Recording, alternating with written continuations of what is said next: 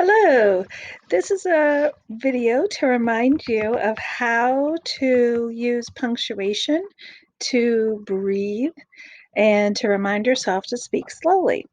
So the slower that you speak, the more smooth your speech will be, and the more you breathe, the better it will also be for your speech because you won't run out of breath.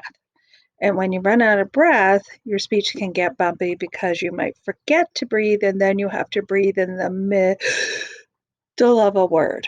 We don't want that.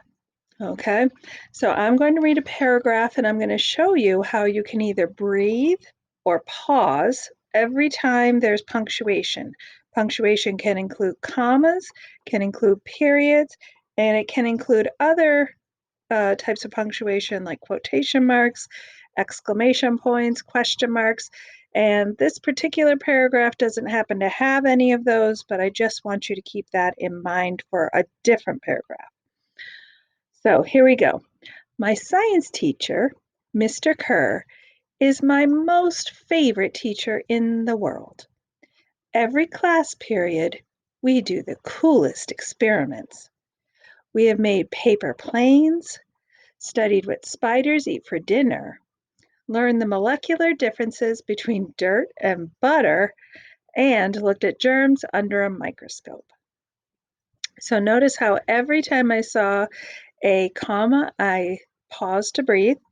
And every time I saw a period, and this is very important, I definitely paused and I definitely took a breath.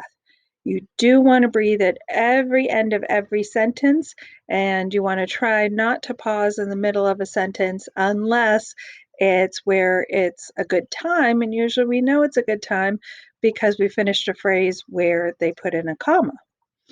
And so this one was a really good example because there's lots of commas after every phrase. The other place I thought where they could have put a comma in was where it said every class period, we do the coolest experiments.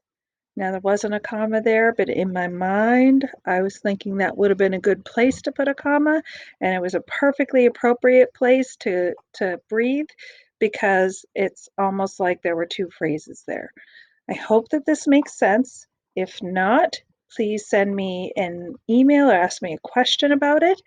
And I want you to practice the way that I did it on this paragraph first, and then I will have other paragraphs right after that for you to practice on your own. And I would love to see a Flipgrid of you practicing.